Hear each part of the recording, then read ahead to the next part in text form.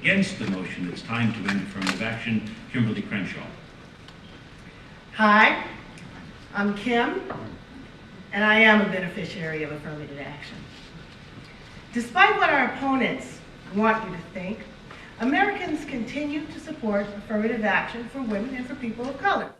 When the precise question of eliminating affirmative action was put to voters in Houston, Texas, the majority repudiated this radical agenda. In supporting affirmative action, Americans inherently know that while it is one thing to pull down those no trespass signs, it is another task altogether to build pathways to and through our institutions that are genuinely and visibly open to all.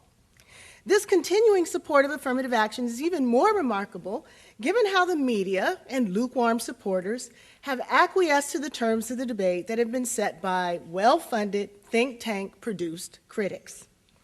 Think for just a moment about what is missing in the way that affirmative action is usually framed.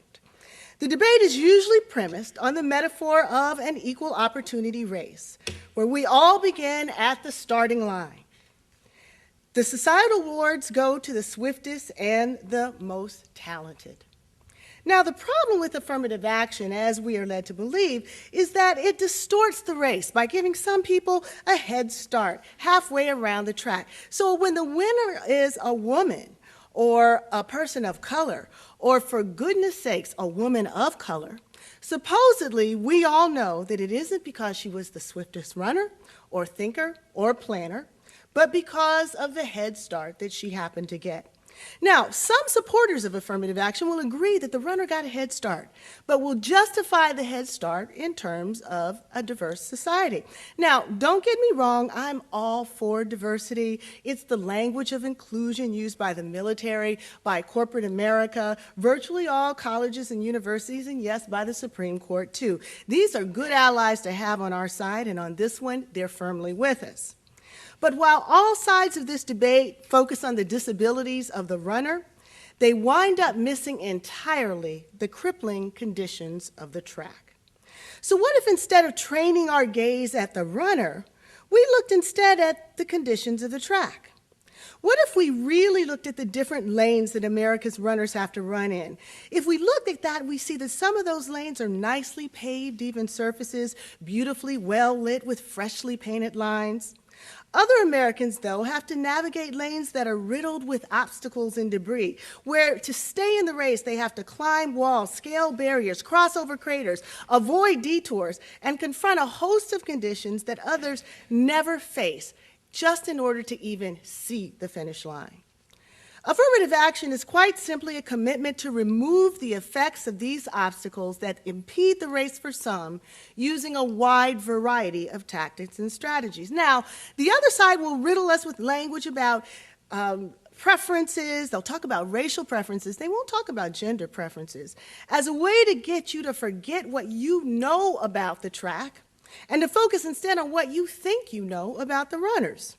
Now, there's a wealth of information that gives content to the obstacles that run a full gamut from traditional discrimination employment, where blacks with a high school diploma actually lose out in the competition to whites with a criminal record, and where the same resume receives 50% fewer white callbacks than black-sounding names do.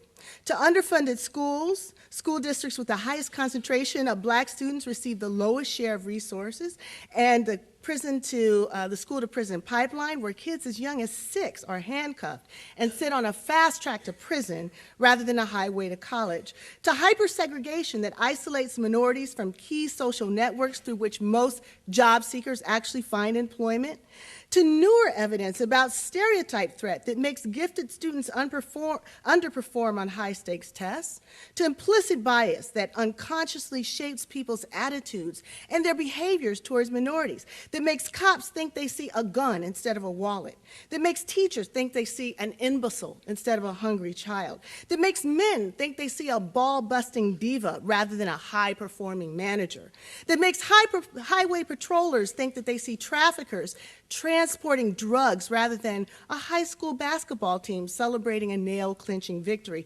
This evidence from disciplines as diverse as sociology, economics, law, cognitive science reflects just the barest summary of the conditions that are out there. Modest efforts to build bridges and patches over these obstacles are not preferences. They are corrections to ensure equal opportunity. Now, to be sure, there are preferences that are up there, and they are dangerous and obsolete. I'm talking about the preferences for wealth, for legacies, for power, for social networking, preferences that permit this privileged and lucky cohort to simply show up at the race to win. They don't have to run, they don't have to work hard, no one scolds them or their families or their communities about discipline, and they don't have to break a sweat. Let's take the guy up there on the people mover.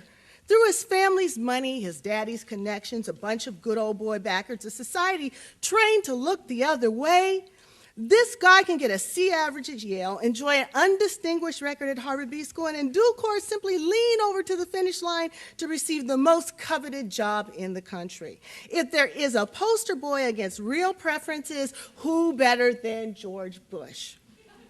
But now, how is it that this colossal preference that attends to the privilege is overlooked? I call it, look, it's a black man's strategy. Look at this, check this out. Now, this cover appeared on Newsweek during the controversy over affirmative action at the University of Michigan. Affirmative action, 10 ways to think about it now. Now, let's think about this picture for a minute. What are at least 3 ways that we're told we're supposed to think about affirmative action? It's important for you to know that Newsweek was communicating a message here. This person wasn't a student involved in Michigan. He was a model. He was photographed many times with various attire to arrive at the picture that showed the message that Newsweek wanted you to know. As Janine Jackson reported in her study of affirmative action, media coverage routinely focuses on race, not gender, on blacks, not other people of color, on elites, not people of color from all classes and both genders. White women are the single largest group to benefit from these programs, as reported by the labor statistics, but you certainly wouldn't know it from the way the media covered it. What does this tell you about the nature of the debate when, in fact, the real picture of affirmative action looks a little bit more like this? Well, what it's supposed to tell you is that affirmative action is, in fact, about people of color of all races, and it's supposed to tell you that it's actually about women as well. So I submit that people of goodwill should recoil from the bait and switch tactic. They should recoil from any kind of argument that frames this solely in terms of racial preference and solely in terms of one group. I would submit to you that the proposal to eliminate affirmative action repudiates King's call that day standing in front of the statue of Abe Lincoln to make good on its promises of fairness, freedom, and equality. It substitutes that soaring oratory for a simple 3-monkey solution to our problems. We can make it all go away if we agree to see no evil, speak no evil, and Kimberlé Crenshaw. Thank you.